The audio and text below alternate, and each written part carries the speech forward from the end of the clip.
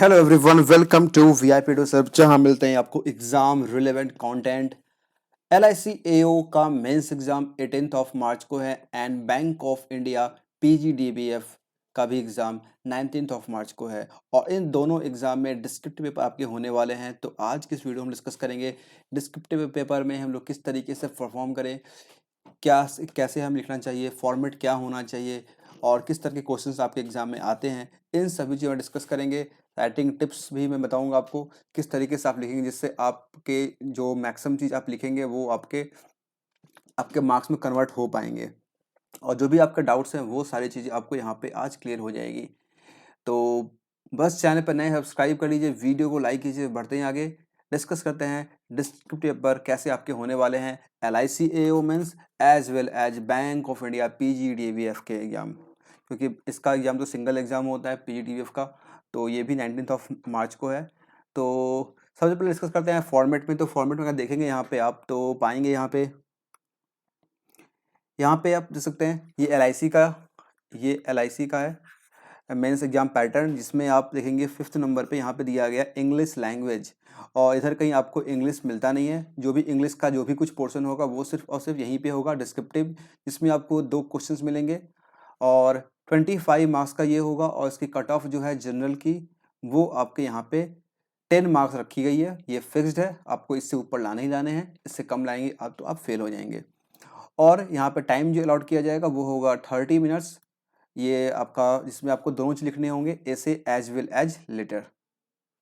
तो अगर आप देखेंगे ये यहाँ पे लिखा भी गया descriptive test is qualifying in nature, और इसके मार्क्स आपके काउंट नहीं किए जाएंगे। जो भी रैंकिंग होगी, जो भी फाइनल मेरिट तैयार होंगे, उसमें आपके इसके मार्क्स काउंट नहीं किए जाएंगे। लेकिन आप इसे बिल्कुल इग्नोर ना करें, क्योंकि अगर आप देखेंगे आईपीएस पीओ मेंस एग्जाम अभी कुछ दिन पहले हुआ था, जहाँ पे डिस्क्रिप्टिव पेपर वहाँ भी 25 मार्क्स के होते हैं और कट ऑफ जो उसकी होती है वो भी 10 के आसपास ही जाती है। और वहाँ पे बहुत सारे स्टूडेंट्स डिस्क्रिप्टिव में फेल कर गए थे। उनके काफ़ी अच्छे अच्छे स्कोर थे, लेकिन डिस्क्रिप्टिव एग्जाम क्लियर नहीं कर पाए थे। तो यहाँ भी वही चीज़ है, हालांकि वहाँ पे आपके मार्क्स ऐड होते हैं, यहाँ पे मार्क्स ऐड नहीं होंगे, लेकिन आपको ये 10 मार्क्स आपको लाने होंगे, तभी आप यहाँ पे क्वालिफाई कर पाएंगे और फिर फर्दर इंटरव्यू प्रोसेस पे जा पाएंगे। इसीलिए इसको हल्के में ना लें। इस पे जो भी मैं बताऊंगा उससे आप जरूर से फॉलो करें, जिससे आप अपने इसको क्लियर कर पाएंगे। सेकेंड एग्जाम जो 19 ऑफ मार्च को है, ये एग्जाम एलआईसी का एग्जाम 18 को है। और इसके बाद ये है bank of India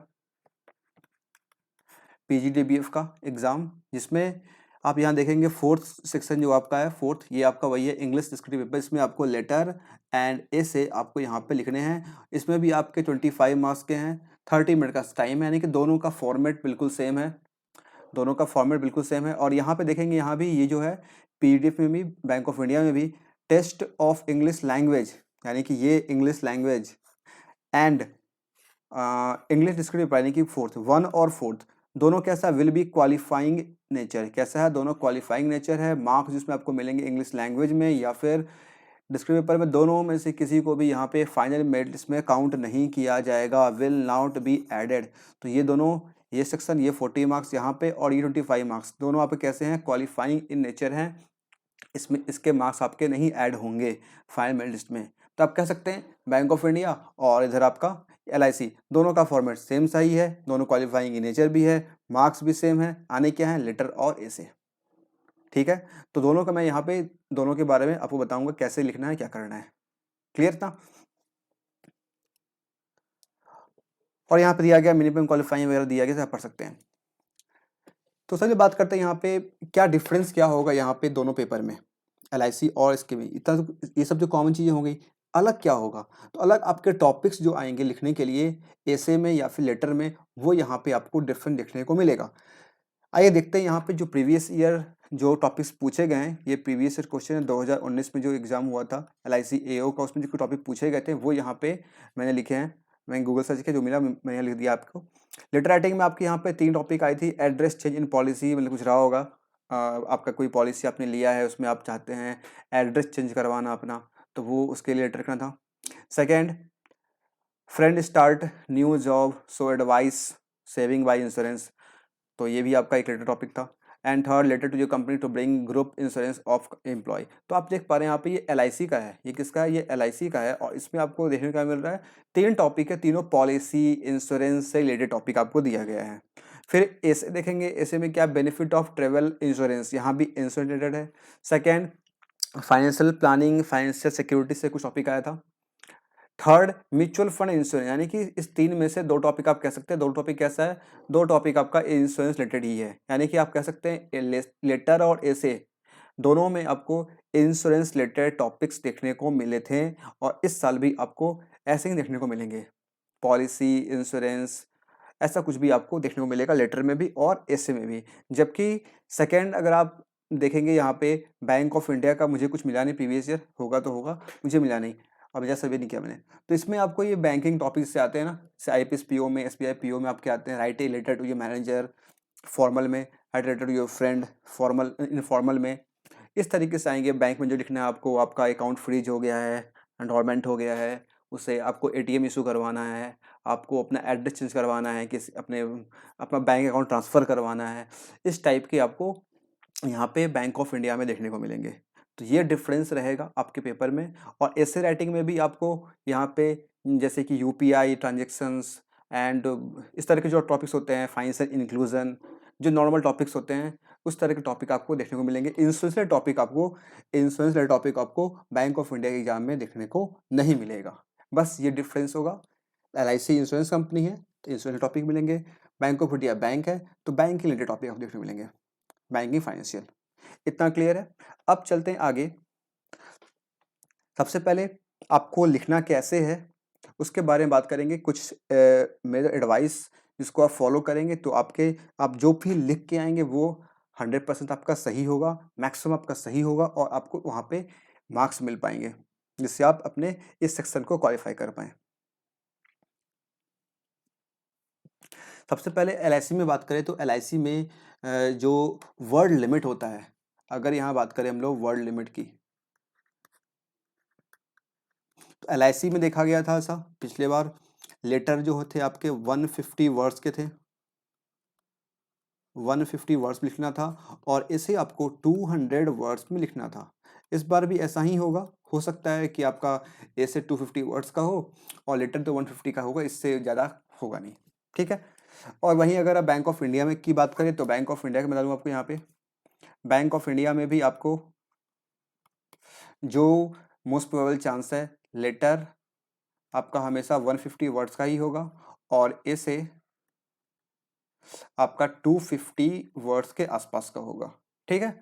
250 words for ऐसे एंड लेटर 150 वर्ड्स। और आपको एग्जैक्ट 150 वर्ड्स में हो नहीं पाता तो थोड़ा बहुत ऊपर नीचे हो ही जाता है, तो यहाँ पे आप प्लस माइनस 10% लेके चल सकते हैं। अगर आप लेटर लिख रहे हैं तो आपका अगर 135 वर्ड से लेकर के 165 के रेंज में जा रहा है तो इसका मतलब आपका ऐसे सही है, इसमें कोई भी इशू आपको नहीं आएगी, ठीक है। तो वैसे वहाँ पे जो स्क्रीन दिया जाएगा उसे आप पढ़िएगा, वहाँ पे लिखा होगा, उससे आपको डेफिनेटली अच्छे से फॉलो करना होगा। वहाँ पे आपको बताया जाएगा लिमिट क्या है, आप कितना आप लिख सकते हैं, वो सब चीज़ें वहाँ पे आपको दी जाएगी, उससे आप अच्छे से पढ़ लेंगे। क्लियर इतना? तो ये समझ में आ गया वर्ड लिमिट के बारे में। अब नेक्स्ट बात करेंगे हम लोग यहाँ पे किस तरीके से हम अपने राइटिंग स्किल को इम्प्रूव कर सकते हैं, मतलब किस तरीके से लिखें जिससे हमारा स्कोर अच्छा आ जाए। तो सबसे पहले जब लिखना हो तो हम चूज किसे करेंगे, लेटर लिखें पहले या ऐसे? प्रेफरेंस क्या होना चाहिए, पहले लिखना क्या है? तो फर्स्ट मेरे हिसाब से आपको लिखना चाहिए, हमेशा लिखें आप लेटर पहले। क्यों? क्योंकि लेटर जो है इसका एक सिंपल सा फॉर्मेट होता है, उसी फॉर्मेट पे आप लिखेंगे और ज़्यादा कुछ करना होता नहीं है, फॉर्मेट को लिखना है, और बीच का जो बॉडी होता है उसमें आपको कुछ जो भी आपको दिया जाएगा टॉपिक उसके ऊपर लिखना होगा। तो ये काफ़ी आसानी से काफ़ी जल्दी हो जाता है। उसके बाद लेटर लिखने के बाद सेकंड आप आ जाएंगे ऐसे के ऊपर। सेकंड आप ऐसे को सोचेंगे समझेंगे, उसे फिर आउटलाइन बना करके उसे आप फिर लिखेंगे। तो टाइम आपको जो दिया गया 30 मिनट, आपको कैसे करना है, 30 मिनट में आपको सबसे पहले लेटर लिखना है। लेटर को कोशिश करना है आप इसे 7 to 8 मिनट में कंप्लीट करने का, ठीक है। 150 वर्ड है, आराम से हो जाएंगे, ठीक है। इसके बाद सेकेंड आपको ऐसे लिखना है। ऐसे में आपको देना है कितना समय, ऐसे में आपको 17 मिनट के आसपास, 17 से 18 मिनट्स में आपको इसे भी कंप्लीट करना है, ठीक है। इतना करने के बाद आपके पास रह जाएगा 18 और 8 26, आपके पास रह जाएंगे यहाँ पे 4 से 5 मिनट और 4 to 5 मिनट का समय बचेगा। और इस टाइम में आपको करना क्या है, इस टाइम आपको एरर चेक करना है। आपने जो भी एरर वगैरह किया है वो आपको चेक करना है, क्योंकि टाइपिंग में ह्यूमन हम लोग हैं, ह्यूमन एरर होता ही है, तो उसे आप एक बार चेक कर लेंगे तो वो आप उसे सही कर पाएंगे। और आप सोच रहे हैं 30 मिनट समय दिया गया, समय कम पड़ जाएगा, बिल्कुल नहीं। टाइपिंग स्पीड के बारे में बिल्कुल ना सोचें। अगर आपके पास कंटेंट है लिखने के लिए, आपके माइंड में है, आप पहले प्रैक्टिस करके जा रहे हैं, तो डेफिनेटली आप आराम से गिवन टाइम फ्रेम में लिख पाएंगे और 3-4 मिनट में सेव कर पाएंगे, जिसमें जहाँ पे आप अपने एरर को यहाँ पे चेक कर पाएंगे कहाँ आपके एरर बन रहे हैं। ऑलराइट, इतना समझ में आ गया। अब आगे बात करेंगे हम लोग किस तरीके से हम लोग अप्रोच करेंगे लिखने के लिए, ठीक है, और हमारे और क्या क्या तरीका होना चाहिए। सबसे पहले हमेशा जो भी दिया गया हो, एसे हो या लेटर, दोनों के लिए यहाँ पे जो बताऊंगा दोनों के लिए ये लागू होगा, दोनों के लिए एप्लीकेबल है। सबसे पहले आपको यहाँ पे जब भी लिखें प्रॉपर फॉर्मेट को फॉलो करें। जो भी फॉर्मेट आपको पता है लेटर का, आप फॉर्मल लिख रहे हो या इनफॉर्मल लिख रहे हो, जो आपको पता है फॉर्मेट, उस फॉर्मेट में लिखें। ऐसे का ही फॉर्मेट होता है। फॉर्मेट मीन्स व्हाट, आपको 3-4 पैराग्राफ में लिखना होता है, पहले इंट्रोडक्शन ये वो मैं आगे बताऊंगा आपको, उस फॉर्मेट में लिखें।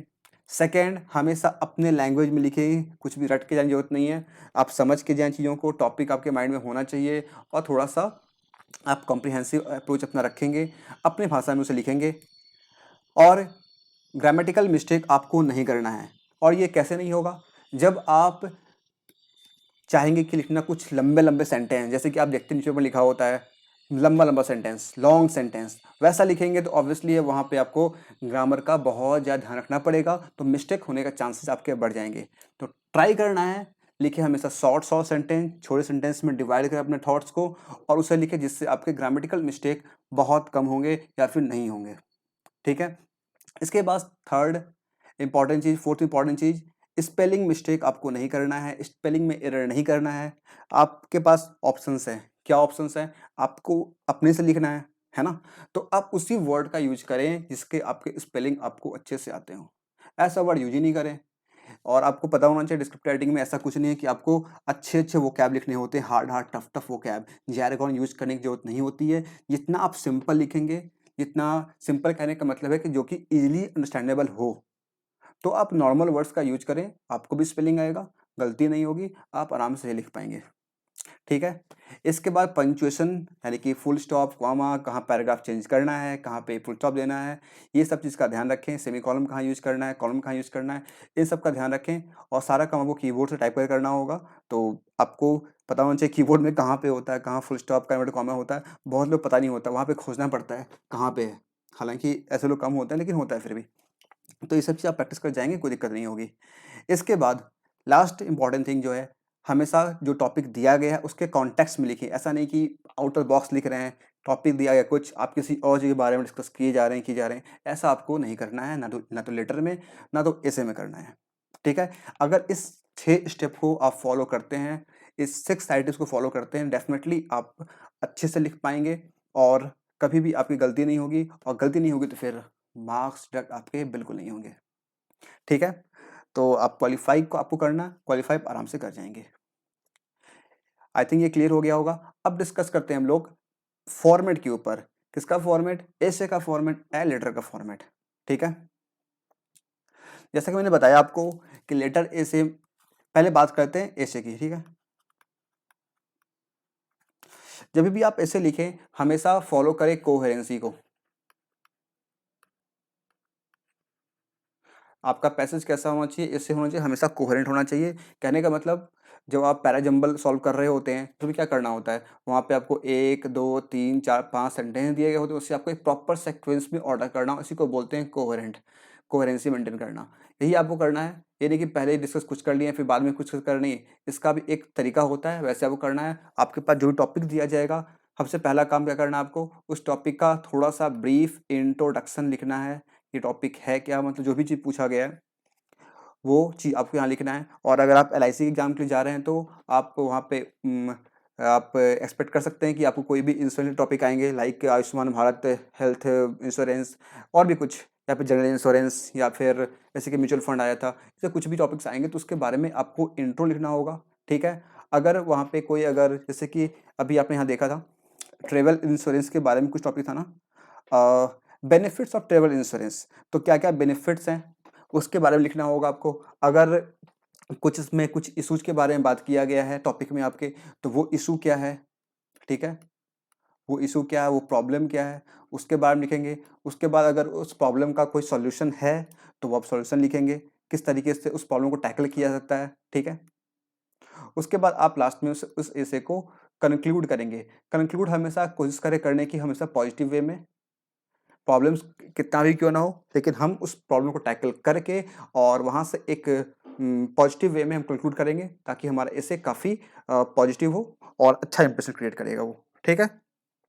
इस तरीके से आपको एसे को फ्रेम करना है। और जब टॉपिक पढ़ें आप थोड़ा सा रफ उसका एक अपने रफ शीट पे कहीं भी आप थोड़ा सा लिख सकते हैं आपको क्या क्या दिमाग में टॉपिक्स के बारे में आपको आ रहा है, कुछ कुछ की वर्ड्स हाईलाइट करके आप उसे अपने रफ शीट में थोड़ा बहुत लिख लें। जिससे क्या होगा कि आप वहाँ पे जो आप उसे लिखेंगे, टाइप करेंगे, तो बार बार आपको बैक स्पेस का यूज नहीं करना पड़ेगा, आप उसे वन गो में लिखते चले जाएंगे, ठीक है।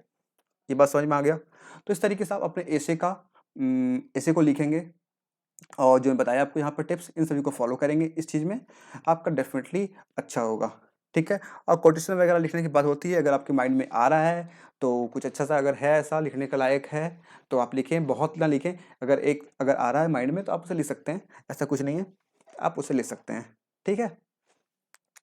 तो इस तरीके से अपने एसे को आप करें, और इसे ज़रूर से प्रैक्टिस करके जाएँ। सीधे नहीं आप चाहेंगे कि आप सुपरमैन हैं, पहुँचेंगे सीधा एक बार में आंसर लिख दें, वहाँ लिख देंगे, नहीं हो पाएगा। थोड़ा-सा आप प्रैक्टिस कर लें, 1-2 बार लिख करके देख लें, घर पे अपने लैपटॉप पे, जहाँ भी करते हैं आप, ठीक है? अब आते हैं हम लोग एसे के बाद next topic is letter. Next is letter. Letter में क्या करना है?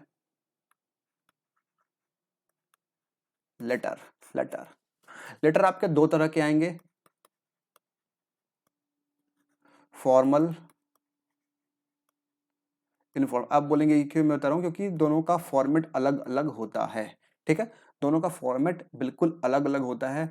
फॉर्मल लेटर क्या होता है? फॉर्मल तो जब आप अपने फॉर्मली किसी को लिखते हैं, लाइक आप लिख रहे हैं किसी इंश्योरेंस कंपनी को, आप लिख रहे हैं बैंक मैनेजर को, आप लिख रहे हैं न्यूज़ एडिटर को, इस तरह की आप लिख रहे हैं किसी डीएम को लिख रहे हैं, इस तरह किसी भी चीज़ लिखते हैं उसे बोलते हैं फॉर्मल लेटर। जैसे कि यहाँ देखेंगे तो ये देखिए, ये जो लेटर लिखा गया पहला, एड्रेस चेंज करने के लिए आप किसी इंश्योरेंस कंपनी को लिखेंगे, तो ऑब्वियसली कंपनी को लिख रहे हैं, इसका मतलब ये कैसा हुआ, ये भी आपका हो गया formal letter. Friend started new job so advice से सेविंग बाय इंश्योरेंस। अब आपका फ्रेंड क्या है, आपका आपका फ्रेंड का कैसा इनफॉर्मल है, तो ये कहलाएगा आपका इनफॉर्मल लेटर, ठीक है।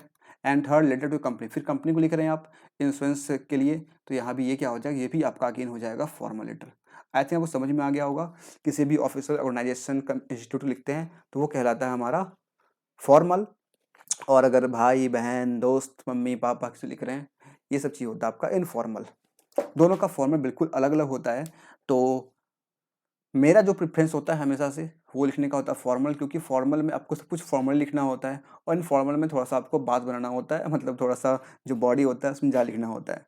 तो फॉर्मल में प्रेफर करता हूँ, वैसे आप खुद ही प्रेफर कर सकते हैं। मैं यहाँ पे आपको बताऊँगा एक फॉर्मेट थोड़ा सा, जिससे आप यहाँ पे उससे एक आइडिया ले पाएंगे और इसे लिख पाएंगे, ठीक है। तो चलते हैं। मैंने यहाँ पे एक टॉपिक ले रखा है ऐसे ही कुछ भी random, write a letter to claim your health insurance amount, मतलब कुछ भी ऐसा आप क्या सकता है, डेथ इंश्योरेंस, हेल्थ इंश्योरेंस, या फिर कुछ भी आएगा, तो आप कैसे उसे लिखेंगे इसके बारे में थोड़ा सा यहाँ पर लिखने वाले हैं, ठीक है। तो आइए शुरू करते हैं, क्योंकि मेरा कीबोर्ड उतना अच्छे से काम नहीं कर रहा है, कुछ इसके की जो भी हैं शॉर्ट्स हो गए हैं, लेकिन फिर भी आई विल ट्राई। तो शुरू करते हैं। यहाँ पे सबसे पहले करना क्या, आपको लिखना है अपना एड्रेस। मतलब यहाँ पे बेसिकली ये है क्या ना, कि आपको आपने कोई हेल्थ इंश्योरेंस लिया किसी कंपनी से, कोई भी कंपनी है, टाटा बिरला, कोई भी जो भी एक्सवाइड कंपनी है, उससे आपने क्या किया है, आपने इंश्योरेंस लिया, ठीक है। इंश्योरेंस में क्या होता है, मतलब आपने इंश्योरेंस लिया है हेल्थ इंश्योरेंस, इसका मतलब क्या है, जब आप बीमार पड़ेंगे तो क्या होगा, ऑब्वियसली आप हॉस्पिटल में जाएंगे, जो भी चीज़ होगा हॉस्पिटलाइज करेंगे, आपका मेडिसिन का कॉस्ट होगा, हॉस्पिटल बेड का कॉस्ट होगा, डॉक्टर का फीस होगा, कुछ सर्जरी अगर आपका हुआ है उसका चार्ज होगा। तो ये सबसे जो बिल बनता है उसे बोलते हैं हम लोग, उसे उसे बोलते हैं हम लोग जो भी इंश्योरेंस, वो आपका क्या होता है, जो आप इंश्योरेंस ले रखा है तो क्या होगा बाद में, अभी तो आप पे करेंगे, बाद में जब आप क्लेम करेंगे तो क्या होगा, वो जो कंपनी से आपने इंश्योरेंस ले रखा है वो आपको वो बिल पे कर देगी। ये होता है इंश्योरेंस में। तो इसके लिए आपको लिखना है क्या, लेटर, अपने कंपनी को लिखना पड़ेगा ना, क्योंकि उससे पता कैसे चलेगा कि आप बीमार पड़े और आप हॉस्पिटलाइज हुए थे, इसलिए आपको बताना पड़ेगा उन्हें।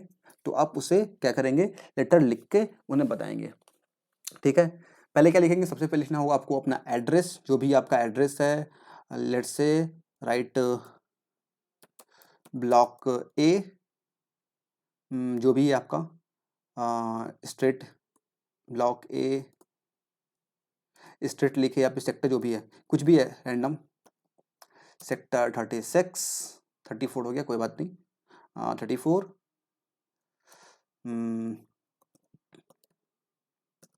चेन्नई, डैश देके कुछ भी सकते, चेन्नई, दिल्ली, मुंबई, कुछ भी, चेन्नई, जो भी पिन कोड जो मन कर रहा है 123460001 मैं लिख दिया रैंडम यहाँ पे, हो गया। इसके बाद आपको करना है क्या, एक इंटर प्रेस करके नीचे आना है। 2 इंटर प्रेस यहाँ में होता नहीं है, क्योंकि वहाँ पे लिखा होता है रूल्स, आपको 2 इंटर प्रेस नहीं कर सकते हैं, ब्लैंक देने के बाद इंटर प्रेस नहीं कर सकते हैं, ये सब चीज़ें वहाँ रूल्स होती है। तो इंटर प्रेस करेंगे बस नीचे ही पहुँचेगा।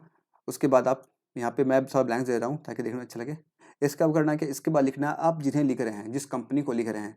तो आप किसी कंपनी को लिख रहे हैं तो वहाँ पे क्या, कोई एडिटर हो सकता है, मैनेजर हो सकता है, तो उसे आप लिखेंगे द एडमिनिस्ट्रेटर, ADMINISTRATOR, या फिर जो भी हो, मैनेजर जो भी कुछ हो वो आप यहाँ लिख लेंगे। ठीक है, इसके बाद जो कंपनी है, लाइक मैं किस कंपनी का नाम लिखूँ यहाँ पे, मैं सिंपल यहाँ पे ABC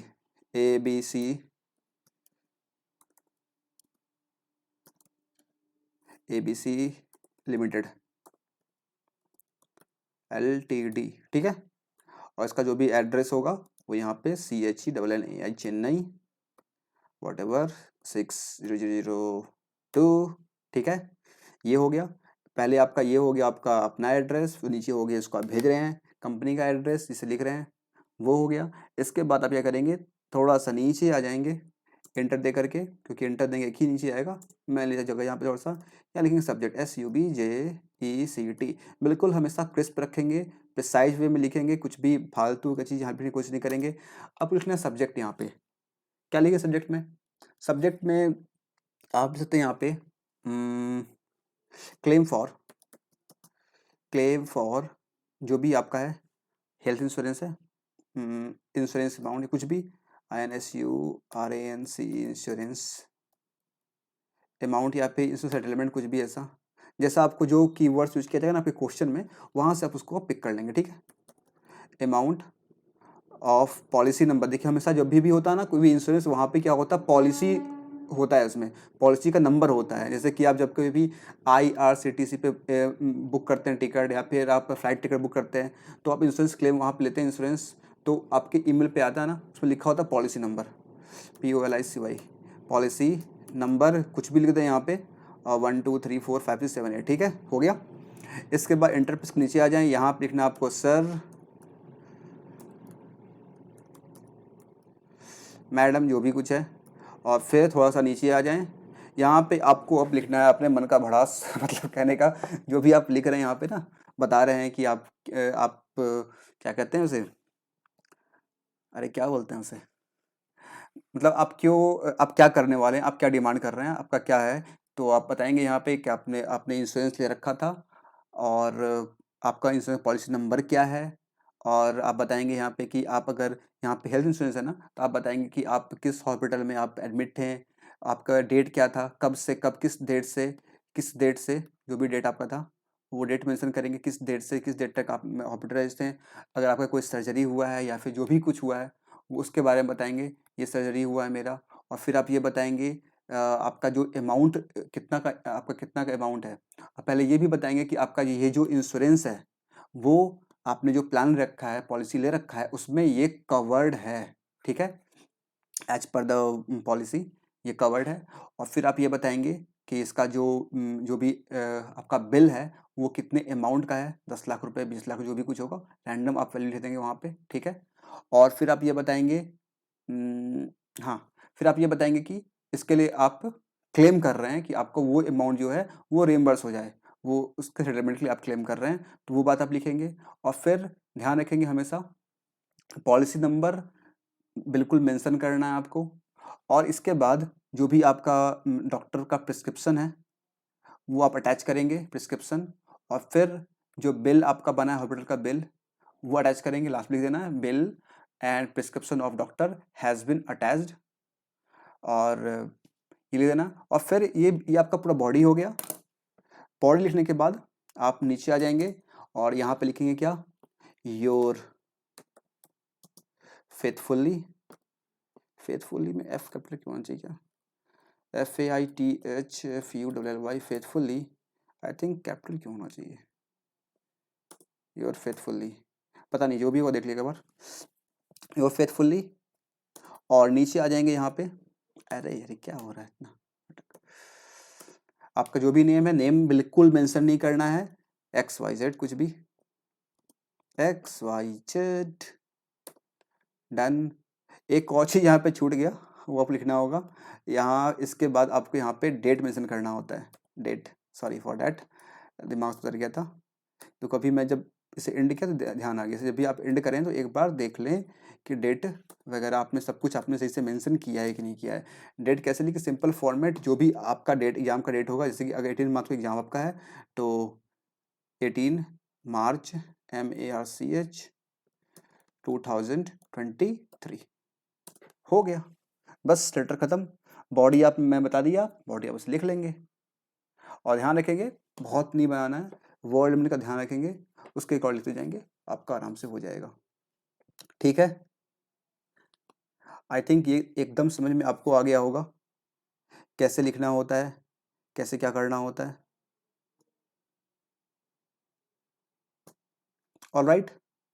तो इस तरीके से अगर आप लिखते हैं तो आई थिंक आपका आराम से हो भी जाएगा और आपके मार्क्स भी अच्छे खासे आ जाएंगे। हालांकि क्वालिफाइंग इन नेचर, क्वालिफाई करना है आपको, क्लियर है इतना। और इसके रिगार्डिंग आप चाहें तो एक बार गूगल कर लीजिएगा, यूट्यूब पे देख लीजिएगा, गूगल कर लीजिएगा, वहाँ पे आपको बहुत सारे फॉर्मेट मिल जाएंगे, बहुत सारे आपको सैंपल मिल जाएंगे, उससे भी आप एक बार गो थ्रू कर सकते हैं, ठीक है।